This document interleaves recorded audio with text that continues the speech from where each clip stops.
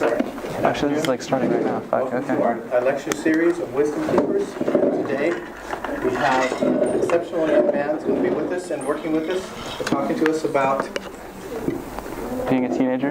being a teenager, Yeah. which is probably the hardest thing in the whole world. Anybody have a good teenage years? Look at that, see? So he's going to help us through it and give us some of the advice and some suggestions, all right? So everybody, Dorian. Is this cool? Good? Okay. Thank you guys for coming. Ivan, thank you for coming. I appreciate it so much.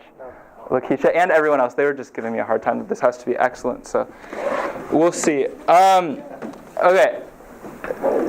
So I was trying to think of the most scintillating way to start this talk. So I was at the orthodontist on Tuesday, sitting in the waiting room, and I was just like chilling, and this kid walks in and sits next to me, and he's really young, and he keeps looking at me. And then I look at him, and then he looks at me, and then I look at him, and it's like sweet. And then his mom and the little brother walk in, and the little brother sits on the other side of me, and I'm writing my talk in my journal, so I'm trying to like figure this out. And they keep looking at the journal, and I'm in my journal like, what's the meaning of life? What's going on with my brain? Why am I here? All this stuff. But they keep looking. And so I flip the page, and I just start drawing, and I'm like, whatever, I got to draw. And then I start talking. I turn to the mom, actually, and I'm like, you have really curious kids. And she was cool about it. She's like, yeah, they're cool. And then I started drawing with them, and it was like, it was like the highlight of my week. And this is like the roughest transition from there to the next part of the talk, but that just was like the coolest, it was the coolest thing.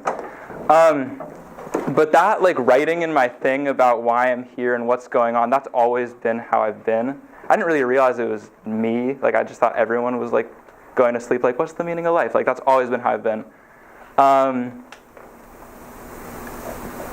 And I could normally hold that. Like I can hold that. But then when other stuff goes on and I have to hold both things, like my life's being weird and I'm like trying to figure out what everything is, it gets crazy. So a couple of years ago, the end of my sophomore year, everything was really intense for me. And I like wrote it out a few days ago, like all the things, like 10 things. And I was like, I had a lot of compassion for myself looking back. I was like, that was a lot of stuff going on. And I was dealing with all this. And I think I was also tripping on conspiracy theories a lot. So it was like all that stuff. So it was like, why am I here? What's the meaning of life? What's going on? I remember asking the astronomy teacher at my school, I was like, how certain are we that the moon is real? Like, are we sure about that? Because people were telling me it's not real, and I've always been open. Like, I'll believe. It's not like I'll believe anything, but I'm open to anything. So I was like, how certain are we that the moon's real? So that's always been my brain. And that's been my brain for the past like week writing this talk, is like I've had to go over my whole life up until this point again, until I could get to now, and then I could write the talk. That's just how I work. But 2 years ago, there was a lot going on. I was really into this girl, so I think that made it all like 10 times worse for some reason, because it was just like, I was a mess. But I had all this stuff going on, and I was like, I want to go to therapy. But I thought if I went to therapy, they'd try to medicate me or something, because I thought I was crazy a little. I didn't think I was crazy, but I thought that most therapists would think I'm crazy, and they'd like play it out like they didn't, but I would see that they do. So I was like, I can't do that.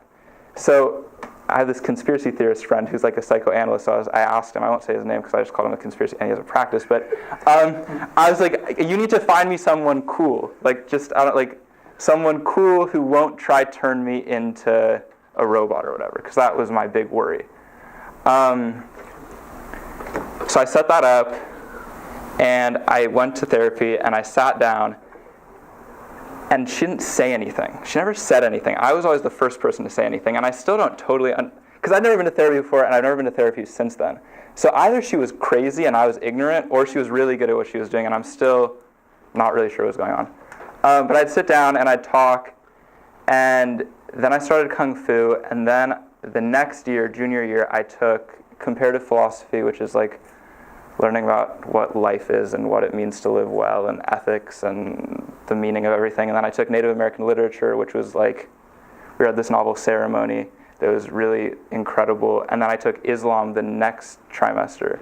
So I was like starting to figure out what all of this means, because the way my mind worked was I'd go to sleep and I'd be trying to figure out what everything is, but then I'd fall asleep and I wouldn't get anywhere. So I'd have all these thoughts, but I wouldn't get anywhere. And then I was in class, and she's like, write a paper about what it means to live well. And I'm like crying under my desk, like, I don't know what it means to live well. But I had to write the paper, so I couldn't just like let it be. I had to do this thing. So I had all these like realizations, and I was in Kung Fu, and I was quincing, so it wasn't like I was just studying stuff, I was watching people. Because I feel like philosophy is always here, but I was like, let's see how this applies to all these people. And there were a few, that whole time, like my thing I was working on was presence. And in Ceremony, the novel, there's this idea that life is I don't want to get that wrong. It's just a continuous present. Like there's no such thing as past or future. That's not like we've agreed that that's a thing, but that's not a thing. Like there's right now, and then there's right now, and then there's right now, and then there's right now, and there's nothing else. So that was pretty cool. And then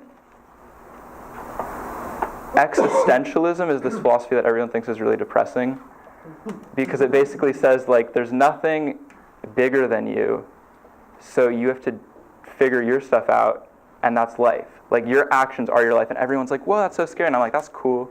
Like at least then I have power. Like I get to figure out what I want to be in life and who I want to be. So I realized there's like other stuff going on, but I pretty much realized one, like there is only this. I get to shape this, like I get to shape my perception of right now, literally, and I get to create who I want to be by what I'm doing right now. So if I'm present, and if I'm intentional, I can, one, create this like incredible present moment, but also everything I'm doing in this moment is shaping who I am. So I have a lot of power there. And as someone who's like tripping on conspiracy theories, like there's some greater power, it's really cool to be like, no, I can be like whoever I want to be.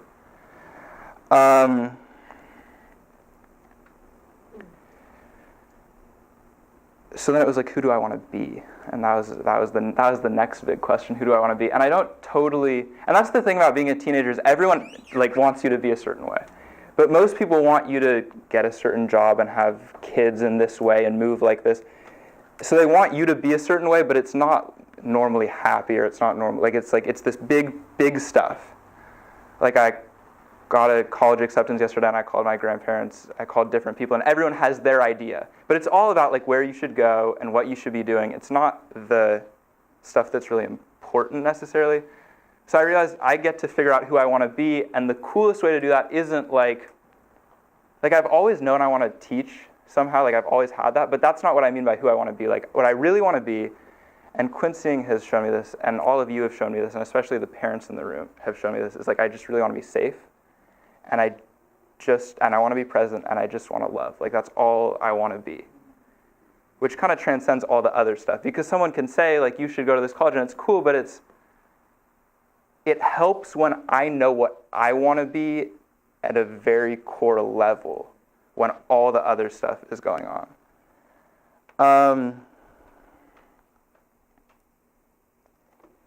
Because so one, that helps because it's like when you're making a decision, it's like, will this make me a safer, more loving person, or will it not? And then it's like I can just pick based on that. And so when people are trying to give me ideas, it's like I know what I'm really trying to do, and then I can just see that. The other thing is it applies everywhere, because it's not picking what moments you want to be in, it's picking how you are in the moments. That's what you have power over. So it's like there are 2 months left in high school, and then I graduate, and my life changes forever. That's really scary.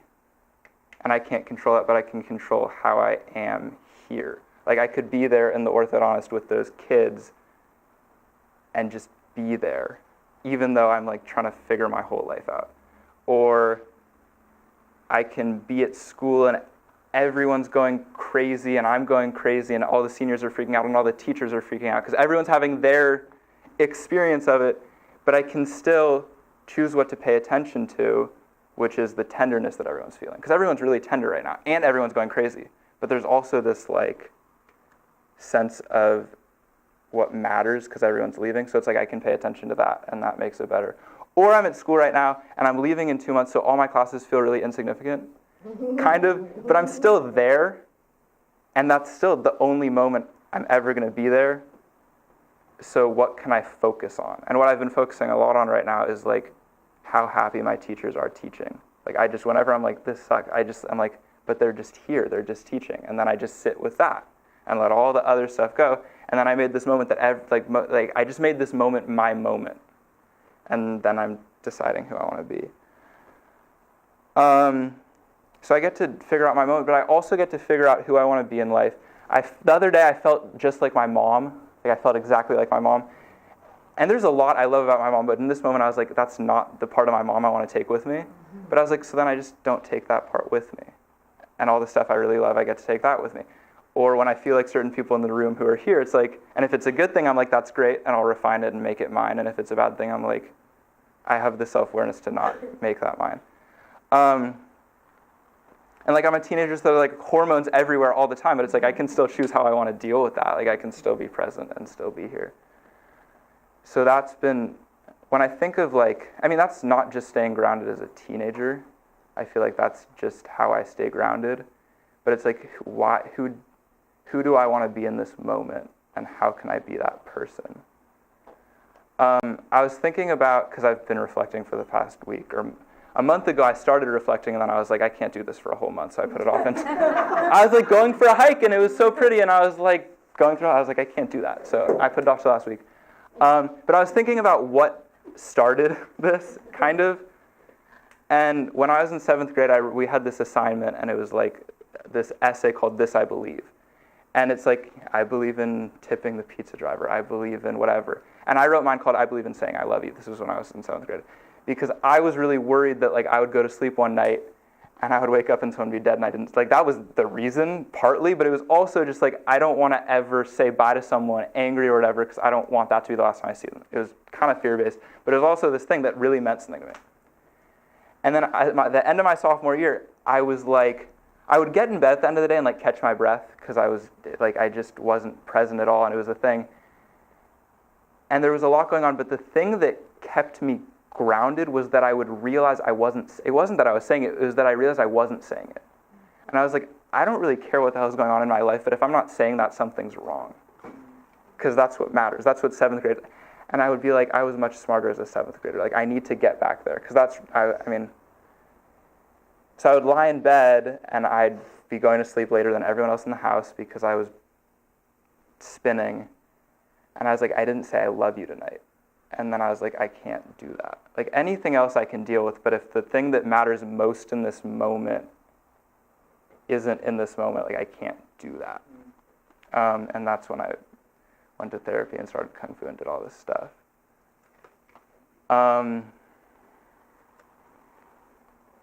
So I guess, yeah, and the other thing is you all keep me really grounded for a couple of reasons. Number one is I feel like I can't fall because I have all of you. I feel like I always will get caught. And the other thing is I don't feel crazy around a lot of you, and that's helped me. Oh, that's but it has. It's I'm not alone in what's going on in my head. So yeah, questions would be cool, but thank you guys.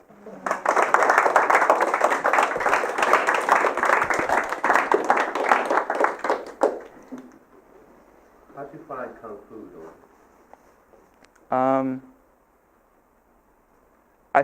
It was offered through school. I've never been active, which is once I started moving, I was like, oh, this feels good. But I've never been active, and you have to do something active through school.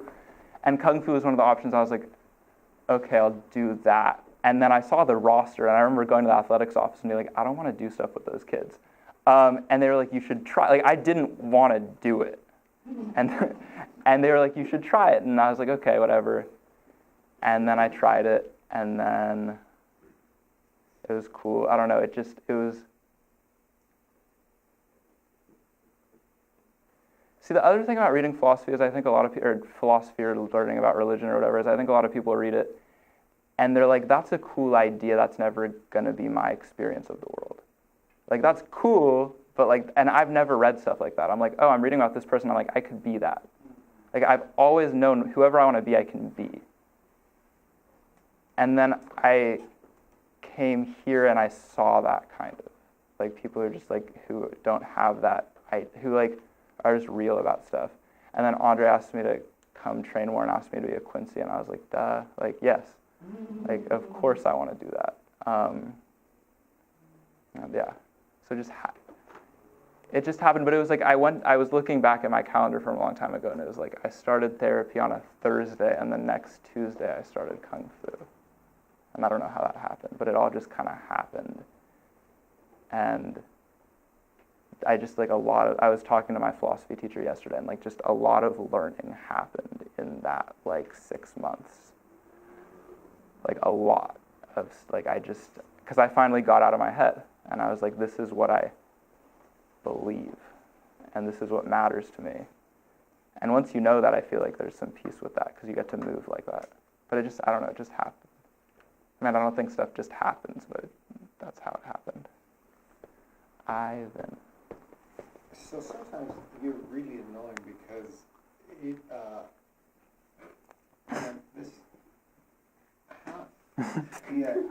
I'm trying to decide what's after that statement. Well, the thing is, I hear you and I see you, and I think I want to do stuff like that. It's such, and you're 16, 17? 17. How in the world do you relate to other 17-year-olds when there's from a 43-year-old, some of the stuff that you are toiling with, I see a disparity, man, I'm going to get to that philosophy one day. You know what I mean? And then I see you and I hear you and I'm like, damn, this dude is way outclassing other 17-year-olds. How do you deal with that disparity? How do you... It's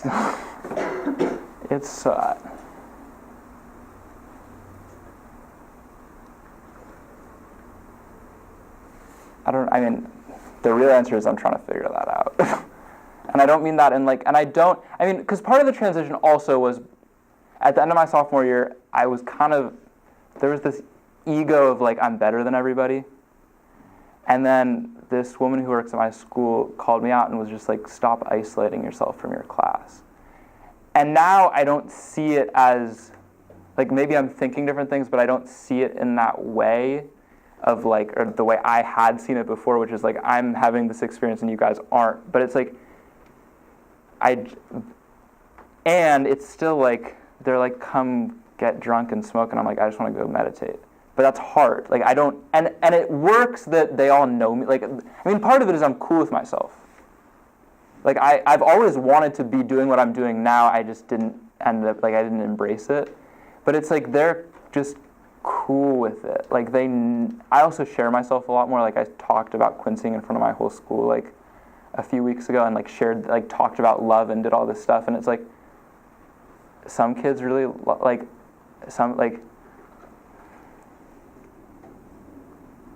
I don't know. I can still connect. The hard part is I don't really... It's I got out of my head, but I'm also still in my head, and it's how can I still... I'm figuring college out, and it's that scares the shit out of me. To go be at college and be social all the time, I don't know how I'm going to do that. That is terrifying to me, but I also know I'll figure it out. I'm not worried about it.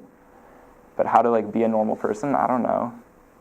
How to just be with people, that's why I like being here. That's the other thing, is I leave school and I come here a lot, or I go to yoga, or I do something, I go somewhere where I feel good there and whole there. And so school isn't the center of my life in a really good way. I don't think, end of sophomore year, I was spinning out about school. I don't think about school once I leave school that much anymore. And I go there and I'm fully there and I do what I do there, but I just, it's my place and it isn't my place, and I'm just have to be cool with that. But I don't know, that's my question. That's what I was worried about yesterday. Yeah. I think your awareness of presence is pretty remarkable for someone your age. That's something that I'm really trying to understand and get to myself. Was it the book ceremony that brought that to you, or have you had that, or did that just kind of awaken it for you?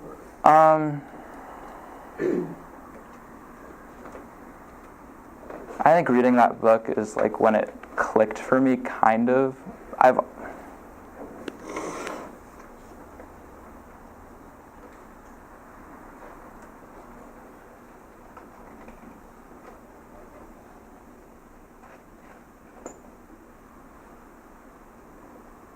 I don't know. I just always like, I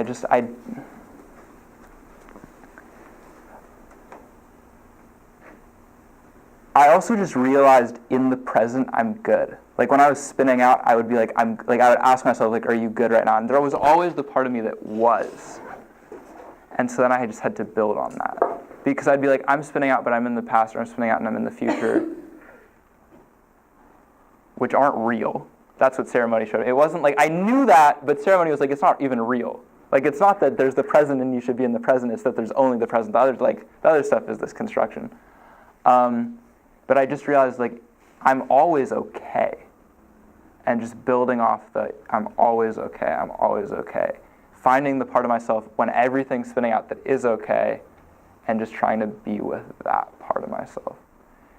But it's hard. It's been, like, I know until I graduate it's going to be hard. Like, I just know that. I told someone at school the other day, because I talked to her a lot, I was like, I was crazy one day, and then the next day I was cool, and I was like, I'm going to be crazy again a bunch of times before I graduate. Like, just so you know.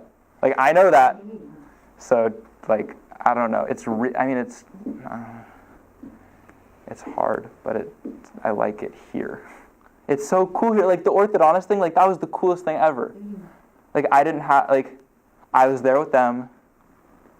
I was sharing. I was present. I didn't have any ego. I didn't have any identity. It felt like, and it also felt like because I was there, they were there too. That's been the actual biggest thing about being present and being here and being loved is like, when I can make that hit someone else, it's like, oh, that's why I'm here. It's like, that's cool.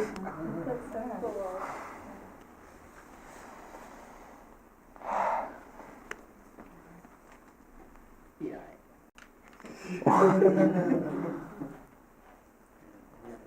So what advice, real quickly, what advice would you give to like any teen? That's a really horrible question. I'm sorry. But like, do you have any general advice that you'd have for any teenager that's going through the whole thing about being liked, being popular, not being popular, trying to find themselves, that whole awkward time, and that wonderful time, that creative time? What would you say to them? Like, find the place where you can just be and go there. What do you mean? Like, a physical place or inside or what? both, but like if you can find a physical place or be around people who you can just be around with, it helps bring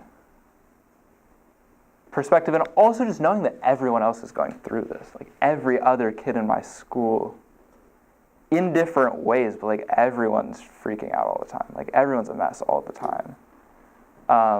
Even if they look like they're having a lot of fun on their Facebook and their Instagram. Yeah, but then you see them and you're like, or when I see them, like yes, but then you see them like they're just a mess. And then it's like two people who are messes dealing with each other doesn't work. And it also, there's no reason to do it like that. So it's like, okay, let me just be cool right now. So finding a support group. And talking about, I didn't talk about it. That's when everything was crazy. I didn't talk about it. I still don't talk about stuff that much, but I'm trying so hard to just share more. Because it's like, I can't do this alone. I can't do that. Like I was looking at all the things that were going through my head as a sophomore, and I was like, I don't know how I did that alone. I mean, I know how I did it. I was never present. I was never here. I was never in my body, and I didn't say I love you to anyone. Like, that's how I did it. But, like, that's no way to do it. And move. Like, I need to move. Like, I need to move. I'm working on that. And, like, get stuff out of me. I don't want to hold it. I have a question. I'm thinking about the way to say this. Doesn't make it sound convoluted. I remember you talked about creating yourself.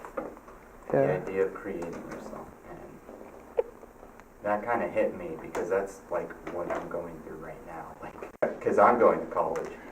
Yeah. And I'm wondering, is there something you're looking at that makes you feel creative, or something that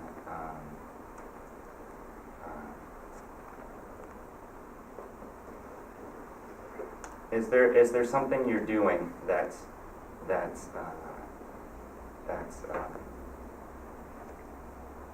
making you create yourself?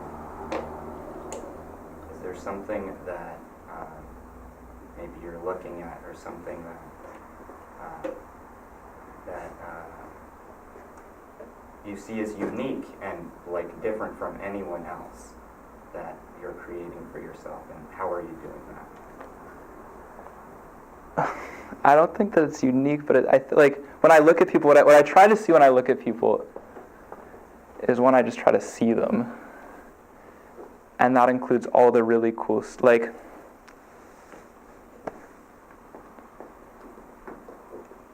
like what do I want to pull from? Like everyone in this room has something I want to pull from you. Does that make sense? And it's not like I want to be better than. Like I feel like that's my responsibility.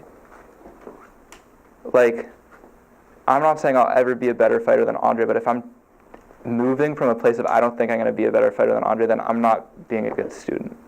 Or if I'm never going to be a better parent than Katie or Ivan or whatever, I'm not, like, does that make sense? It's your responsibility to eclipse your heroes, it feels like. Someone said that. That was not my words, that was someone else. But it's like, if I'm not doing that, then it's like... You're making the effort to do that. Like, what do I want to pull from people? And that's my unique thing. Like, because who do I want to, like, what makes sense to me? Because we're all different. We all have different gifts and different things we're supposed to be doing. But it's like, what is the thing I really want to take from everybody to make the best version of myself that I can, and not to be limited by people? Like, not to, like, it...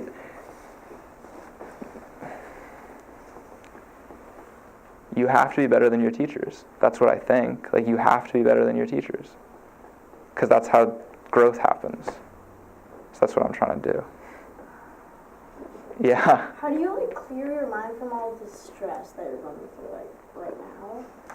Like how do you like take it all out of your body?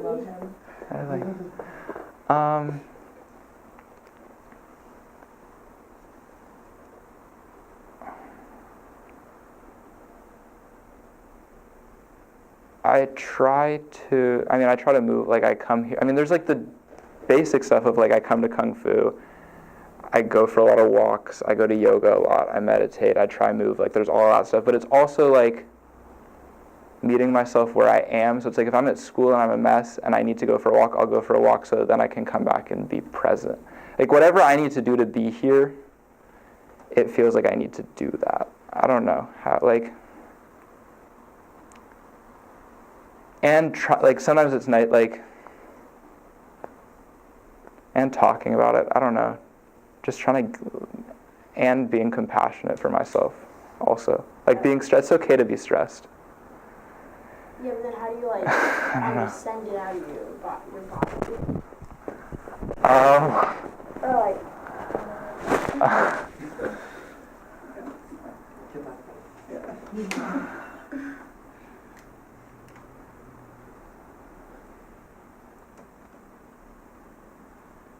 Okay, so I was really, this is recent, whatever, but I was really stressed the other day. I was like freaking out the other day about school stuff, like high school stuff. And I went to yoga, and at the end of yoga, I'm like lying there, and I'm still spinning out. But and I was like thinking about it, and I was like watching it. I was like, why am I doing this? And I just started saying to myself, like, you care a lot. Like, that's the root of the stress, is I care a lot about my school. Like, I care a lot about those people. I care a lot, I care a lot, I care a lot. So I just like kept saying that to myself. You care a lot, I care a lot, I care a lot. And I was just trying to like let my, like, just so it wasn't like I understood why I was stressing, and it was a fair reason. And then I said to myself, why don't you care by letting go? Like, why don't you show that you care by letting go? And I just kept repeating that to myself. Why don't you show that I care by letting go? Because if I'm like this, I can't go care about those people. That's the other thing. You can't care about people when you're a mess. I mean, you can, but like, if I really want to show them that I care, I take care of myself. So it's like, I care a lot, and I'm gonna. There's this one yoga teacher, and he always says to heal is to meet yourself in a new way. And it's like, if you're doing this, like, you like, breathing is meeting yourself in a new way, whatever. So it was like, I was super stressed, and it was like, how can I just be? So I just was like, I care. And then I settled, That was like a week ago. I don't know if that's a thing, but it was cool. I've tried it since then. It's cool. It's a good. Nico. I don't know particularly if you were like I don't know if were you if you let's say you were being like somebody was being mean to you like you couldn't get out of you couldn't just because it's going through me too I don't know if you went through it but when I get when somebody gets mean to me I just don't know how to speak up and I just don't know how you would speak because I don't know if somebody was mean to you when you were a teen and going through high school but how would you go through how would you just have to just speak up or something? See, here's the difference between me and you, Nico. I just was mean to people back. And that's not a good thing. This is why I think you're one of the coolest people ever is because you're just that was my defense. And now I'm here and it's I don't I try not to move from there anymore. I try not to just because part of seeing people and seeing the good part of people is also seeing the bad part of people, and I can do that. I can tear people up. So that's what I would do. That's how I would handle it. And now what I try to do.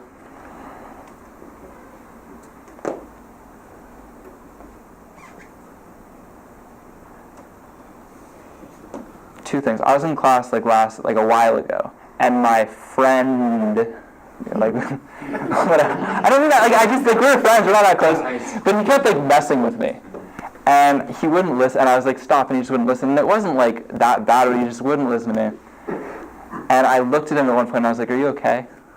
And that threw him off. But it still didn't solve anything. But he couldn't hear me then. But then I called him after school, and teenagers don't call each other, okay? Teenagers text each other. So you got a call from a teenager. It's holy shit. So I called him, and I was I don't know if this is the nicest thing to say, but I was like, "You know what you're doing?" And he's like, "Yeah." And I was like, "I know I asked you if you're okay.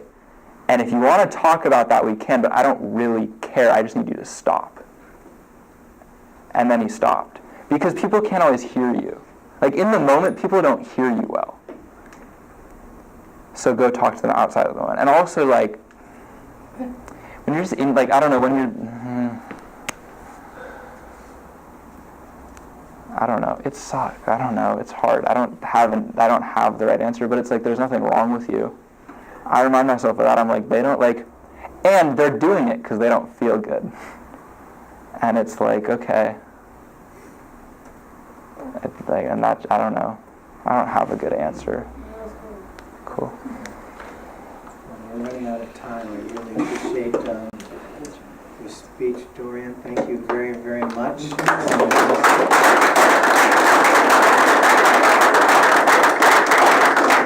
And next month, what's up for next month? Isn't it Katie? Yes. Katie and who else was there? More people. You and I don't know what date was it? it's probably the third week Third week of April. Yeah, so whenever the Masters is, that's when Katie will be giving her talk. Oh. And then I'll tell you right now. And I need a quick synopsis of what you're going to be talking about. But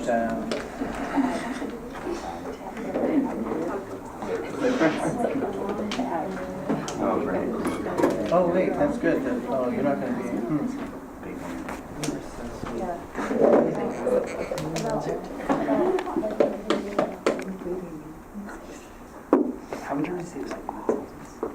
Can I turn it off? Oh, No, it's still on. Okay, good. You don't want me to turn it off? That's not how you say it. Well, Katie, you're going to be on the 22nd, okay? Okay. everyone's gonna hug you. And Kamal, you're going to be on the 27th. I just need a synopsis. Is that, no, I think I did that right. You know what I mean? Yeah. Do you know what I'm talking about? Oh, it's Easter, yeah, but Easter Mondays, you round like Easter. Okay, well then you have to do it on the 15th. Sunday. 22nd. Okay, good. Yeah. Thank you, man. Did I do okay? Proud of you, man. Yeah, no one. Thank you. It's good to see you. That was stressful, man. I know that was you did well. Right away. Oh my gosh. Thank you. Thank you. Your heart was so. Thank you. Thank you. Proud of you.